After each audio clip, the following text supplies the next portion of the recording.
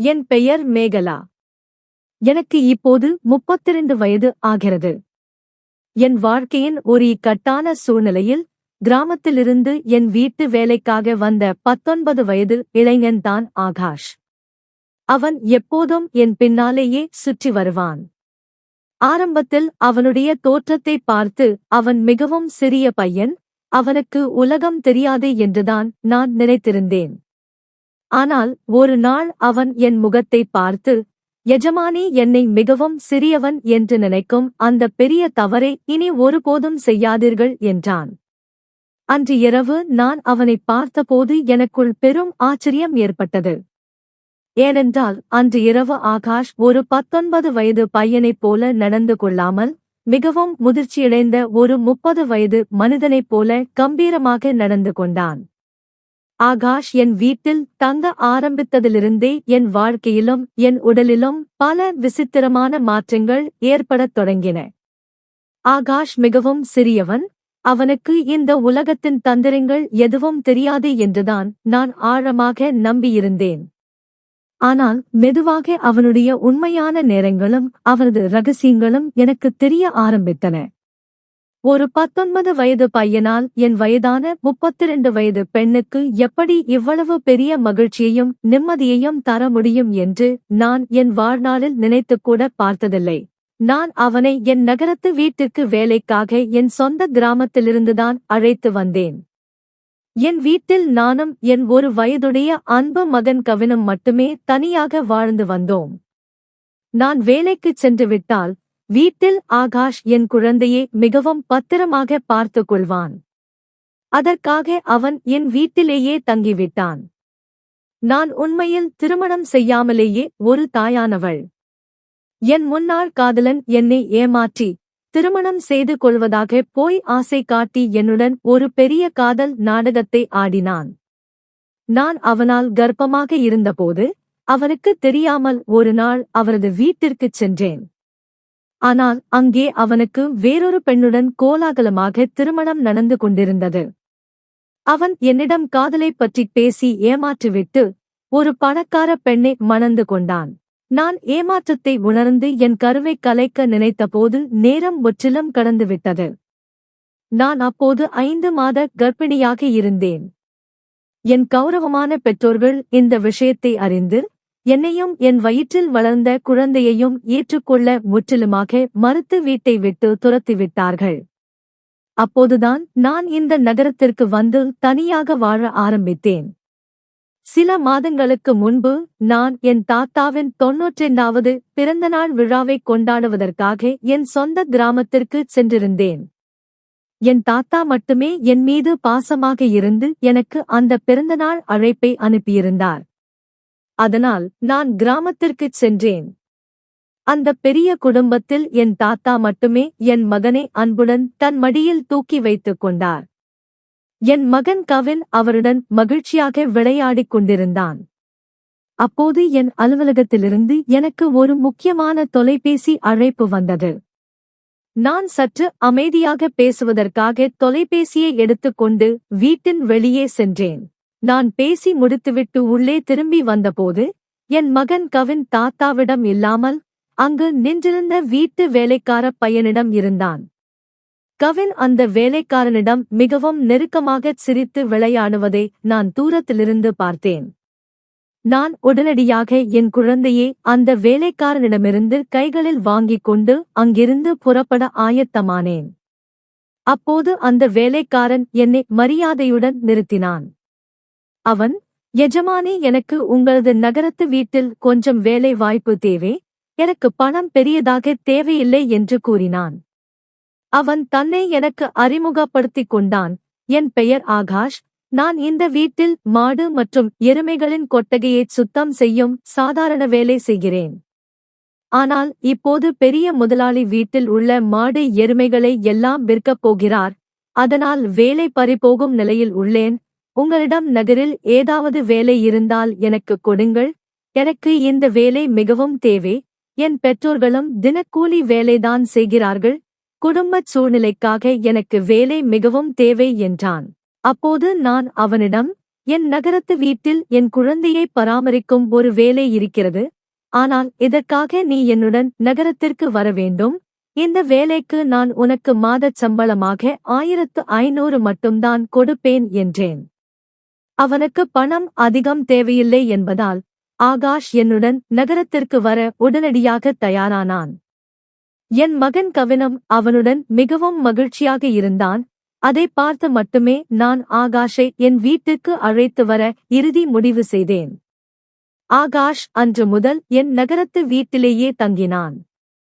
ஒவ்வொரு 4 மாதங்களுக்கும் அவனிடம் கொஞ்சம் பணம் சேர்ந்ததும் அவன் தன் கிராமத்தில் உள்ள பெற்றோரை பார்க்கப் போவதாகச் சொல்வான். ஆகாஷ் நாள் முழுவதும் என் குழந்தையை ஒரு தாயைப் போல நன்றாக பார்த்து கொண்டான். வீட்டு வேலைகளிலும் எனக்கு பல உதவிகளைச் செய்தான். ஆகாஷ் என் வீட்டிற்கு வந்து 1 மாதம் ஆகியிருந்தது. இந்த 1 மாத காலத்தில் அவன் தன் நல்ல குணத்தால் என் இதயத்தை வென்றிருந்தான். அவனுடைய கவனிப்பால் என் மகனின் ஆரோக்கியமும் நாளுக்கு நாள் மேம்பட்டது. முன்பு கவின் உணவருந்த என்னை மிகவும் தொந்தரவு செய்வான். ஆனால் இப்போது அவன் ஆகாஷின் கையால் எந்த ஒரு பிடிவாதமும் இல்லாமல் நன்றாகச் சாப்பிடுகிறான். நான் ஆகாஷுக்கு தங்குவதற்காக வீட்டில் ஒரு தனியறையை கொடுத்திருந்தேன். ஆனால் ஒரு நாள் நள்ளிரவில் கவின் ஏதோ ஒரு காரணத்தால் மிகவும் பயந்து அழுதான். எந்த வகையிலும் அவன் என்னிடம் அமைதியாகவில்லை. குழந்தையின் அழுகுரலைக் கேட்டு பதற்றத்துடன் ஆகாஷ் என் அறைக்கு ஓடி வந்து கவினை என்னிடமிருந்து தன் கைகளில் எடுத்துக் கொண்டான். ஆகாஷிடம் சென்றவுடனேயே கவின் தன் அழுகையை நிறுத்தி அமைதியானான். இரவு வெகுநேரம் ஆகிவிட்டிருந்தது. கவின் ஆகாஷின் கைகளை விட்டு பிரிய மறுத்தான். அதனால் நான் அன்று வேறு வழியின்றி ஆகாஷை என் அறையிலேயே கீழே படுத்து தூங்கச் சொன்னேன். காலையில் நான் கண்விழித்து எழுந்தபோது கவின் ஆகாஷை கெட்டியாக பிடித்துக்கொண்டு நிம்மதியாக தூங்கிக் கொண்டிருந்தான். அந்த இரவிற்குப் பிறகு ஆகாஷ் சதா சர்வகாலமும் கவினின் பாதுகாப்புக்காக என் அறையிலேயே தூங்க ஆரம்பித்தான். ஆகாஷ் வந்ததிலிருந்து என் வாழ்க்கையில் எல்லாம் மிகவும் நன்றாக நடந்து கொண்டிருந்தது. ஆகாஷின் கடின உழைப்பிலும் வேலையிலும் நான் மிகுந்த மகிழ்ச்சி அடைந்து ஒரு விடுமுறை நாளில் அவனை ஒரு பெரிய மாலுக்கு அழைத்துச் சென்றேன். அங்கு அவனுக்காக விலையுயர்ந்த நல்ல நவீன ஆடைகளை வாங்கிக் கொடுத்தேன். சலூனுக்கு கூட்டிப் போய் அவனுக்கு புதிய ஹேர் ஸ்டைல் செய்தேன். ஆகாஷ் இப்போது பார்க்க மிகவும் கம்பீரமாக இருந்தான். ஆனால் அவன் எப்போதும் மிகவும் சாதாரணமான முறையிலேயே வாழ்ந்து வந்தான். அன்று நான் அவனுடைய முழு தோற்றத்தையே மாற்றினேன். அவனை அந்த புதிய நவீன தோற்றத்தில் பார்த்தபோது என்னால் கூட நம்ப முடியவில்லை. நேற்று வரை ஒரு சாதாரண மாட்டுக் கொட்டகை வேலைக்காரனாக இருந்தவன் இவ்வளவு அழகாகவும் ஸ்மார்ட்டாகவும் இருக்க முடியும் என்று நான் நினைத்துக்கூட பார்க்கவில்லை. மாலில் இருந்து நாங்கள் இருவரும் வீட்டுக்கு வந்தோம். கவின் வரும் வழியிலேயே தூங்கிவிட்டான். நான் அவனை அறையில் படுக்கையில் படுக்க வைத்தேன். அப்போது ஆகாஷ் எனக்காக குடிக்க தண்ணீர் கொண்டு வந்தான். நான் தண்ணீர் குடித்துவிட்டு கிளாஸை கீழே வைத்தேன். ஆகாஷ் அப்போது என்னை ஒரு விசித்திரமான பார்வையால் மறைமுகமாக பார்த்து கொண்டிருந்தான். நான் கிளாஸை வைத்தவுடன் அவன் சட்டென்று என் கையை பலமாக பிடித்தான். பல வருடங்களுக்குப் பிறகு ஒரு ஆண் என் கையைத் தொடுவதை நான் உணர்ந்தேன். நான் உடனடியாக என் கையை விடுவித்துக் கொண்டு அவனிடமிருந்து தூர விலகினேன். அப்போது ஆகாஷ் என்னை பார்த்து உருக்கமாகச் சொன்னான், எஜமானி, உங்களால் இன்றுதான் நான் என்னையே நேசிக்க கற்றுக்கொண்டேன். வாழ்க்கை மிகவும் அழகானது, அதை வாழத் தெரிந்திருக்க வேண்டும். இன்று நீங்கள் என் தோற்றத்தையே மாற்றி என் வாழ்க்கையையே மாற்றியதன் மூலம் எனக்கு பெரும் உதவி செய்தீர்கள். நான் உண்மையில் இப்போது மிகவும் நன்றாக உணர்கிறேன் என்றான். ஆகாஷின் முகத்தில் இருந்த அந்த உண்மையான சந்தோஷத்தை பார்த்து நானும் மனதிற்குள் சந்தோஷப்பட்டேன். அடுத்த நாள் முதல் அவன் மிகவும் சுத்தமாகவும் அழகாகவும் வாழ ஆரம்பித்தான். அவனுக்கு 19 வயதுதான் என்று சொன்னான். ஆனால் அவன் தன்னுடைய உடம்பை கச்சிதமாக பராமரித்து வைத்திருந்தான். அவன் வீட்டிலும் தினமும் தவறாமல் உடற்பயிற்சி ஜிம் செய்தான். நான் அவனிடம் அவனுடைய படிப்பை பற்றி ஒரு நாள் கேட்டேன். ஆனால் இப்போது அவனுக்கு படிப்பில் பெரிய அளவில் ஆர்வம் இல்லை என்று மட்டும் சுருக்கமாகச் சொன்னான். நான் தினமும் காலை அலுவலகத்திற்கு போவதற்கு முன் என் குழந்தையின் கன்னத்தை தட்டி கொடுத்துவிட்டு போவது வழக்கம். இன்று நான் அலுவலகத்திற்கு போவதற்கு முன் என் செல்லம் என்று கொஞ்சிக் கொண்டே கவினின் கன்னத்தில் தட்டச் சென்றபோது அவன் ஆகாஷின் மடியில் அமர்ந்திருந்தான். அப்போது திடாரென்று கவின் தன் கழுத்தை திருப்பிக் கொண்டான். எதிர்பாராத விதமாக என் கை மிகவும் அன்பாக ஆகாஷின் கன்னத்தில் பட்டுவிட்டது. உடனே ஆகாஷ் என்னை ஒரு விசித்திரமான காதலோடு பார்த்தான். அது எனக்கு மிகவும் சங்கடமாக இருந்தது. நான் அவனிடம் உடனடியாக மன்னிப்பு கேட்டுவிட்டு அலுவலகத்திற்கு புறப்பட்டேன். மாலையில் நான் வீடு திரும்பிய போது கூட என்னால் நாணத்தால் ஆகாஷின் கண்களை நேருக்கு நேர் பார்க்க முடியவில்லை. ஆகாஷ் கவினுக்கு சாப்பாடு ஊட்டித் தூங்க வைத்தான். பிறகு நாங்கள் இருவரும் இரவு ஒன்றாகச் சேர்ந்து சாப்பிட்டோம். சாப்பிட்டு முடித்த பிறகு நான் என் அறைக்குச் சென்றேன். அங்கே நான் என் வழக்கமான மருந்துகளை எடுத்துக் கொண்டிருந்தேன். எனக்கு நீண்ட நாட்களாக ஒற்றை தலைவலி, மைக்ரேன் பிரச்சனை இருந்தது. அதற்கான மாத்திரையை எடுத்துக்கொண்டேன். மருந்து எடுத்த பிறகும் என் தலை மிகவும் வலிக்க ஆரம்பித்தது. நான் என் அறையில் தலையை பிடித்துக்கொண்டு வேதனையோடு உட்கார்ந்திருந்தேன். சிறிது நேரம் கழித்து ஆகாஷ் என் அறைக்குள் வந்தான். நான் இந்த நிலைமையில் வேதனையோடு இருப்பதை பார்த்து, என்னானது எஜமானி என்று பதற்றத்துடன் கேட்டான். என் தலை பலமாக வலிப்பதை தெரிந்து கொண்டதும் அவன் என் அனுமதியோடு என் தலையை மெதுவாக மசாஜ் செய்ய ஆரம்பித்தான். ஆகாஷின் அந்த மசாஜ் என் தலைவலிக்கு மிகுந்த ஆறுதல் அளித்தது. மெதுவாக எனக்கு ஒரு ஆழ்ந்த தூக்கம் கண்களைத் தழுவியது. அன்று இரவு எனக்கு எப்போதுமில்லாதவாறு நன்றாக தூக்கம் வந்தது. அடுத்த நாள் எங்கள் அலுவலகத்தில் ஒரு பாரம்பரிய தின விழா, ட்ரெடிஷனல் டே இருந்தது. அதற்காக நான் ஒரு குஜராத்தி பாரம்பரிய தோற்றத்தை எடுக்க முடிவு செய்தேன். நான் அன்று லெஹங்கா காக்ரா அணிந்திருந்தேன். ஆனால் அந்த ஸ்கர்ட் பின் முடிச்சே எனக்கு தனியாக கட்ட மிகவும் சிரமமாக இருந்தது. அப்போது வீட்டில் வேறு யாரும் இல்லாததால் நான் ஆகாஷை அறைக்கு அழைத்து அந்த முடிச்சைக் கட்டச் சொன்னேன். நான் அவனை ஒரு சிறிய பையன் என்றுதான் மனதில் நினைத்திருந்தேன். அதனால் நான் அவனிடம் தயக்கமின்றி இந்த வேலையைச் செய்யச் சொன்னேன். எனக்கு அப்போது வேறு வழியும் இல்லை. நான் தயாராகி அலுவலகத்திற்கு புறப்பட ஆரம்பித்தபோது ஆகாஷ் என்னை வழியிலேயே தடுத்து உள்ளிருந்து காஜல், மஸ்காரா எடுத்து வந்தான். அவன் என் காதுக்கு பின்னால் திருஷ்டிக்காக காஜல் பொட்டு வைத்துவிட்டு, எஜமானி, இப்போது உங்களை யாருடைய கெட்ட பார்வையும் பாதிக்காது. நீங்கள் இன்று தேவதையைப் போல மிகவும் அழகாக இருக்கிறீர்கள் என்றான். அவனது அந்த பாசமான பேச்சைக் கேட்டு நான் லேசாகச் சிரித்துவிட்டு புறப்பட்டுச் சென்றேன். அன்று மாலையில் நான் அலுவலகத்திலிருந்து வீடு திரும்பிய போது என் நெருங்கிய தோழி ஸ்வேதாவும் அவளுடைய காதலனும் என்னுடன் வீட்டிற்கு வந்திருந்தார்கள். ஆகாஷ் இன்று எங்களுக்காக மிகவும் சுவையான உணவைச் சமைத்திருந்தான். என் தோழி ஸ்வேதா 4-5 நாட்கள் என் வீட்டில் தங்கப் போகிறாள். அடுத்த 3 நாட்களுக்கு அவளுடைய காதலனும் என் வீட்டில்தான் இருக்கப் போகிறான். அடுத்த நாள் இரவு ஆகாஷ் சுவையான உணவு சமைத்துவிட்டு ஸ்வேதாவையும் அவளுடைய காதலனையும் சாப்பிட அழைத்தான். ஆனால் அவர்கள் இருவரும் தங்கள் அறையில் ட்ரிங்க்ஸ் அருந்திக் கொண்டிருந்தார்கள். ஸ்வேதா போதையில் அதிகமாக மது அருந்திவிட்டாள். அதனால் அவளால் சாப்பிட வர முடியாமல் சமையலுக்கு முன்பே தூங்கிவிட்டாள். அவளுடைய காதலன் ரோஹித் மட்டும் எங்களுடன் சாப்பிட வந்து உட்கார்ந்தான். அவன் போதையில் என்னை பார்த்து, மேகலா, நீ உன் தோழி ஸ்வேதாவை விட பல மடங்கு அழகாக இருக்கிறாய் என்றான். ரோஹித் இப்படி வரம்பு மீறி பேசியதும் பக்கத்தில் நின்ற ஆகாஷ் அவனைக் கோபமாக தன் கண்களால் முறைத்துப் பார்த்தான். சாப்பிட்டு முடித்ததும் ரோஹித் அவனது அறைக்குச் சென்றான். அவன் போனதும் ஆகாஷ் என்னிடம் வந்து, எஜமானி, உங்களுடைய இந்த நண்பர்கள் எப்படிப்பட்டவர்கள்? அந்த மனிதனின் பேச்சு எனக்கு துளியும் பிடிக்கவில்லை என்றான். அப்போது நான் ஆகாஷிடம் கோபமாக, ஆகாஷ், நான் உன்னை என் வீட்டு உறுப்பினரைப் போல நினைக்கிறேன். அதற்காக நீ என் வீட்டிற்கு வரும் விருந்தினர்களைப் பற்றி என்னிடம் எதையும் பேசலாம் என்று அர்த்தமில்லை. வந்த விருந்தினருக்கு சேவை செய்வது மட்டும்தான் உன் வேலை.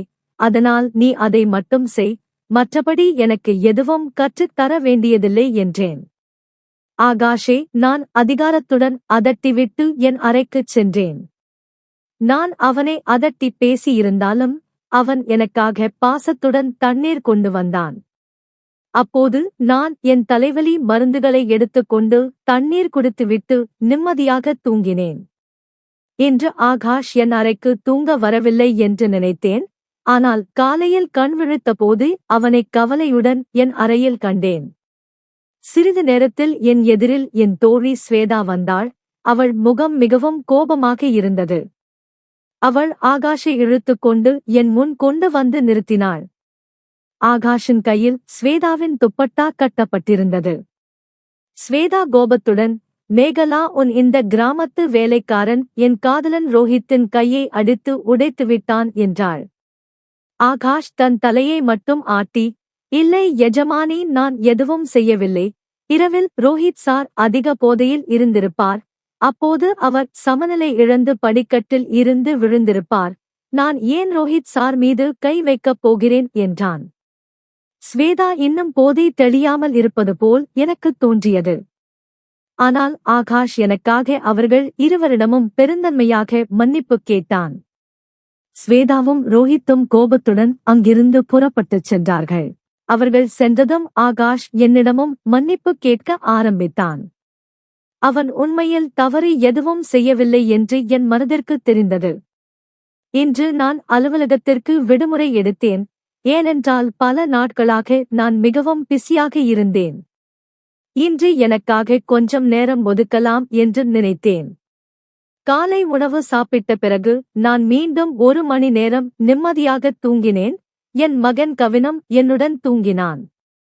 எழுந்த பிறகு எனக்கு 1 கப் தேநீர் குடிக்க வேண்டும் என்று தோன்றியது. நான் ஆகாஷை தேநீர் தயாரிக்க சத்தமாக கூப்பிட்டேன். ஆனால் அவனிடமிருந்து எந்த பதிலும் வரவில்லை. அவனைத் தேடிக்கொண்டே அவனது அறைக்குச் சென்றேன். அங்கு ஆகாஷ் குளித்து முடித்துவிட்டு குளியலறையிலிருந்து துண்டுடன் வெளியே வந்திருந்தான். அப்போது அவரது கட்டான உடல் அமைப்பில் அவன் மிகவும் அழகாக இருந்தான். நான் அவனை அறியாமல் உற்று பார்த்து கொண்டிருந்தேன். அப்போது எனக்குள் எதுவும் நினைவில்லை. அப்போது ஆகாஷ் என்னை ஆசையோடு அழைத்தான். ஆனாலும் நான் என் நினைவை இழந்து அவனது அழகை பார்த்து கொண்டிருந்தேன். அவன் என் கண்களுக்கு முன்னால் தன் கைகளால் சைகை செய்தான். அப்போதுதான் எனக்குள் சுயநினைவு வந்தது. நான் அவனிடம் தடுமாற்றத்துடன் எனக்காக தேநீர் தயாரிக்கச் சொன்னேன். இன்று வீட்டில் கொஞ்சம் சரும பராமரிப்பு, ஸ்கின் கேர் செய்ய நினைத்தேன். அதனால் மதிய வேளையில் என் அறையில் என் சொந்த பார்லர் நடத்த ஆரம்பித்தேன். என் கால்களை நானே வேக்சிங் மெழுகு நீக்கம் செய்து கொண்டிருந்தேன். மெழுகு நீக்கம் செய்யும்போது தவறுதலாக என் காலில் கொஞ்சம் சூடான மெழுகு அதிகமாக பட்டுவிட்டது. அதனால் கடுமையான எரிச்சல் ஏற்பட்டு என் வாயிலிருந்து அலறல் சத்தம் வந்தது. என் குரலைக் கேட்டு ஆகாஷ் பதற்றத்துடன் ஓடி என் அறைக்குள் வந்தான். அவன் என் எரிந்த காலை பார்த்தான். அவன் உடனடியாக என் காலிலிருந்து அந்தச் சூடான மெழுகை மெதுவாக எடுத்துவிட்டு அங்கே குளிர்ச்சியான கிரீம் போட்டு தடவினான். அவனுடைய கைகள் என் காலில் மென்மையாக படர்ந்து கொண்டிருந்தன. அப்போது ஆகாஷ் என் காலின் மீது சற்று பலமாக கை வைத்து அழுத்தியதும் நான் வலியால் மீண்டும் லேசாக அலறினேன். நான் இந்த நிலையில் இருப்பதைப் பார்த்து அவன், எஜமானி, இப்போது நீங்கள் ஓய்வெடுத்துக் கொள்ளுங்கள். நீங்கள் என்ன செய்ய வேண்டுமோ சொல்லுங்கள். நான் உங்களுக்கு இந்த வாக்சிங் உதவிகளைச் செய்கிறேன் என்றான். நான் அவனிடம் என் மற்றொரு காலை மெழுகு நீக்கம் செய்யச் சொன்னேன். ஆகாஷ் நான் சொன்னபடியே மிகவும் கவனமாகச் செய்தான். அவன் என் முகத்திற்கும் அழகாக மசாஜ் செய்தான்.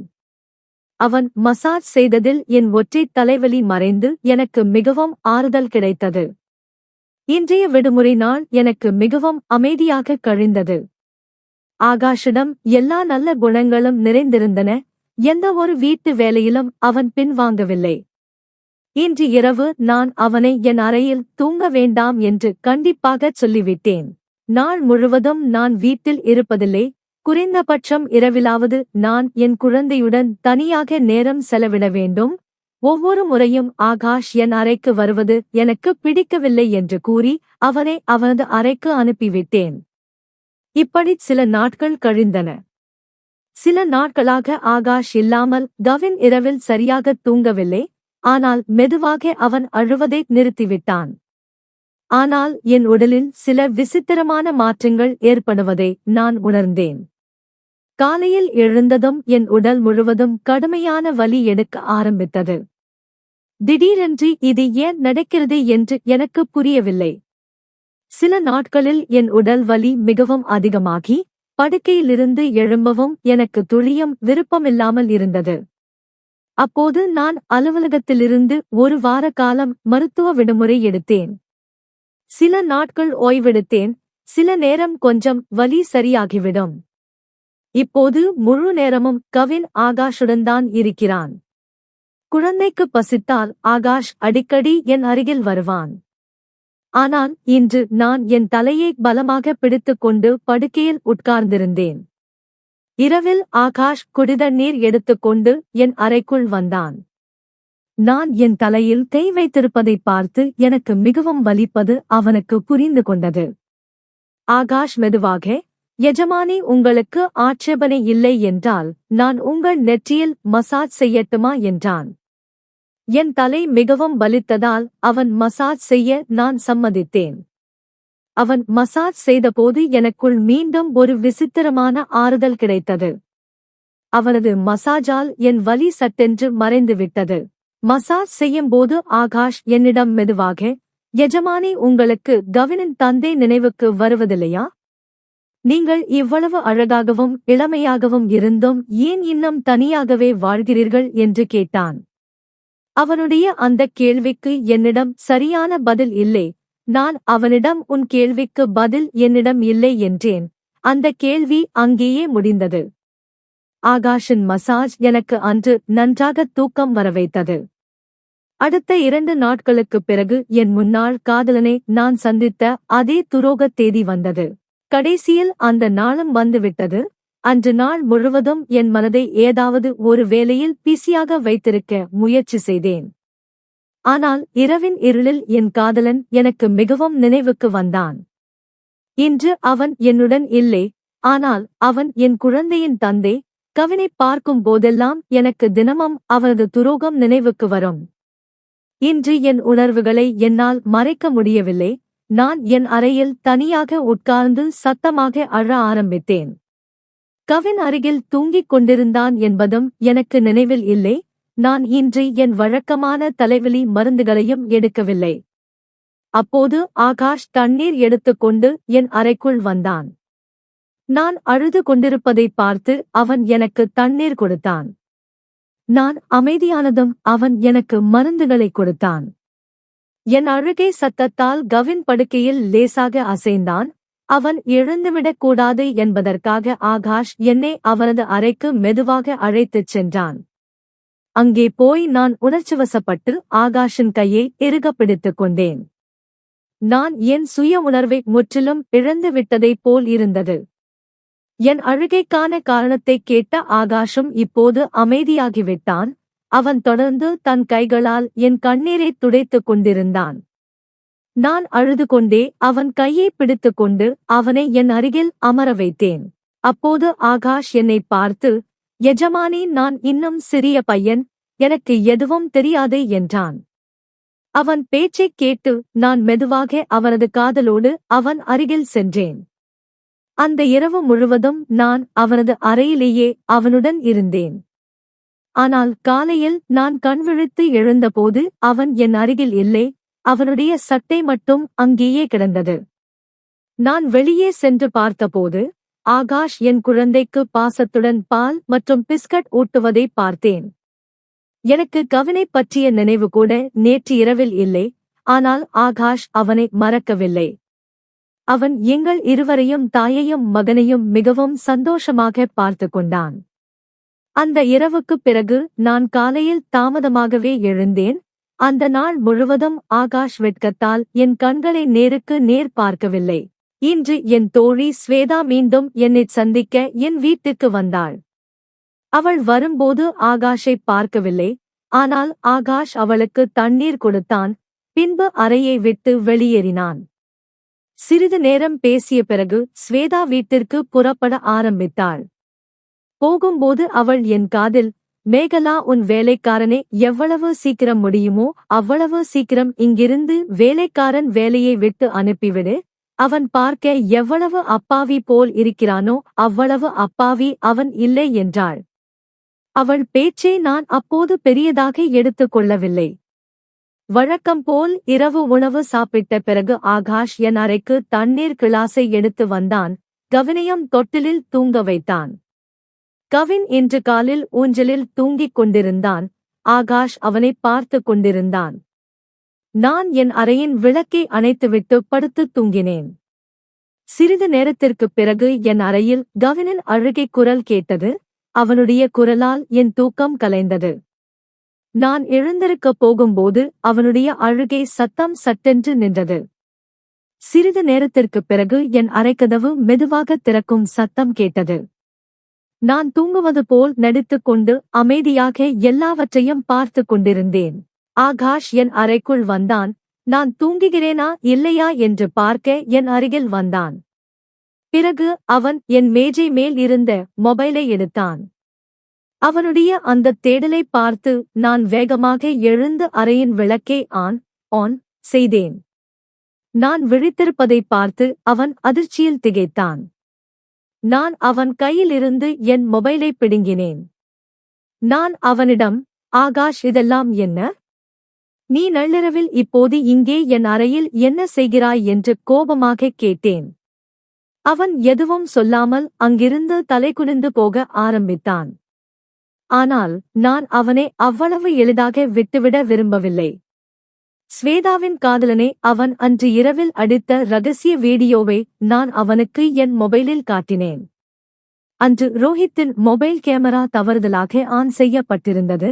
அதில் அவர்கள் இருவரும் சண்டையிடும் காட்சி தெளிவாக பதிவாகியிருந்தது. காலையில் ஸ்வேதா என்னைச் சந்திக்க வந்தபோது அந்த வீடியோவை எனக்கு காட்டிவிட்டுத்தான் சென்றிருந்தாள்.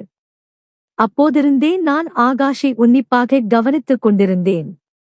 ஆகாஷ், நீ ஏன் என்னிடம் போய் சொன்னாய்? நீ ஏன் ரோஹித்தை அடித்தாய் என்று கேட்டேன். அப்போது அவன் என் முகத்தை பார்த்து நிமிர்ந்து கம்பீரமாகச் சொன்னான், உங்களை எவன் ஒருவன் கெட்ட கண்ணால் பார்த்தாலும் நான் அவர்களுடன் இப்படித்தான் செய்வேன் எஜமானி என்றான். அன்று இரவு ரோஹித் அதிக போதையில் இருந்தபோது அவன் உங்கள் அறைக்கு தவறான எண்ணத்துடன் வந்தான். அவன் உங்களுடன் வரம்பு மீறி தவறு செய்ய முயன்றான். அதை நான் பார்த்ததால்தான் அவனை அடித்து விரட்டினேன் என்றான். ஆகாஷின் பேச்சைக் கேட்ட நான், சரி, நான் உன் பேச்சை நம்புகிறேன். ஆனால் நீ ஏன் எனக்கு தண்ணீரில் தினமும் தூக்க மருந்து கலந்தாய்? இன்று நீ என் தண்ணீரில் மருந்து கலப்பதை நான் என் கண்ணாலேயே கண்டேன். உன் பார்வை எப்போதும் என் மீது தவறாக இருந்தது. நீ என்ன விரும்பினாயோ அதை நேற்று இரவே நானே உனக்கு கொடுத்தேன். இப்போது உன் கணக்கை நீ வாங்கிக் கொண்டு உன்னுடைய ஊருக்குப் போ என்றேன். என் பேச்சைக் கேட்டு ஆகாஷ் உணர்ச்சியுடன் சொன்னான், எஜமானி, நீங்கள் நினைப்பது போல் நேற்று இரவு நமக்குள் எந்த தவறும் நடக்கவில்லை. உண்மை அதுவல்ல. நேற்று இரவும் நான் உங்களுக்கு தண்ணீரில் தூக்க மருந்துதான் கலந்தேன். அதனால் நீங்கள் என் அருகில் வந்தவுடனேயே முற்றிலும் மயங்கித் தூங்கிவிட்டீர்கள். நான் உங்களுடன் எந்த ஒரு தவறும் செய்யவில்லை. செய்ய வேண்டிய அவசியமும் எனக்கு இல்லை. சில நாட்களுக்கு முன்பு இரவில் நீங்கள் தொலைபேசியில் பேசும்போது உங்கள் பேச்சை நான் தற்செயலாக கேட்டேன். நீங்கள் மீண்டும் உங்களை ஏமாற்றிய உங்களது பழைய முன்னாள் காதலனை சந்திக்க தயாராகிக் கொண்டிருந்தீர்கள். உங்கள் சந்திப்பு உங்கள் வீட்டிலேயே ரகசியமாக ஏற்பாடு செய்யப்பட்டிருந்தது. எனக்கு இது எல்லாம் தெரியும். நீங்கள் அந்த துரோகியை ஒருபோதும் மீண்டும் சந்திக்கக்கூடாது என்பதற்காகவும் அவன் உங்களை மீண்டும் சீரழிக்கக்கூடாது என்பதற்காகவும் தான் நான் உங்களுக்கு தினமும் இரவில் தூக்க மருந்து கொடுத்துக் கொண்டிருந்தேன். அந்த நபர் இன்னும் உங்களை ஏமாற்றுகிறான். அவன் உங்களிடம் பெரிய பொய் சொல்கிறான். அவன் உங்கள் குழந்தையை உங்களிடமிருந்து சட்டப்பூர்வமாக பறிக்கத்தான் மீண்டும் உங்கள் அருகில் வருகிறான். அவருடைய தற்போதைய மனைவிக்கு குழந்தை பிறக்கும் வாய்ப்பு மருத்துவ ரீதியாக இல்லை. அதனால் அவன் உங்கள் வாரிசான கவிற்காக உங்களிடம் நாடகமாடுகிறான் என்றான். நான் அதிர்ச்சியடைந்து, ஆகாஷ், நீ யார்? உனக்கு இந்த எல்லா ரகசிய தகவலும் எப்படி கிடைத்தது என்று கேட்டேன். அப்போது அவன் தன் உண்மையான அடையாளத்தை வெளிப்படுத்திச் சொன்னான். ஒரு நாள் உங்கள் தாத்தா கிராமத்தில் எனக்கு உங்கள் புகைப்படத்தை காட்டினார். நான் உங்களை அந்த முதல் பார்வையிலேயே என் மனதார விரும்பினேன். ஆனால் அவரோ நீங்கள் திருமணத்திற்கு எதிரானவள் என்றும் ஏற்கனவே ஒருவனால் ஏமாற்றப்பட்டு வாழ்க்கை கெட்டுப் போனவள் என்றும் கூறினார். ஆனால் நான் உங்களை உங்கள் குழந்தையுடன் அப்படியே திருமணம் செய்து கொள்ள விரும்பினேன். எனக்கு உங்களைப் பற்றிய எல்லா உண்மைகளும் தெரிந்ததும் நான் உங்கள் தாத்தாவோடு சேர்ந்துதான் இந்த ரகசிய திட்டத்தை உருவாக்கினேன். உங்கள் மனதில் எனக்கான ஒரு நல்ல இடத்தை மெதுவாக உருவாக்கத்தான் நான் ஒரு வேலைக்காரனைப் போல வேடமிட்டு இங்கே வந்தேன். ஆனால் இங்கே வந்த பிறகுதான் ரோஹித் போன்ற பலர் உங்களை கெட்ட கண்களால் பார்ப்பதை நான் கண்டேன். அதனால் நான் உங்களை ஒரு காவலனைப் போல பாதுகாக்கத் தொடங்கினேன் என்றான். ஆகாஷுக்கு உண்மையில் 19 வயது இல்லை.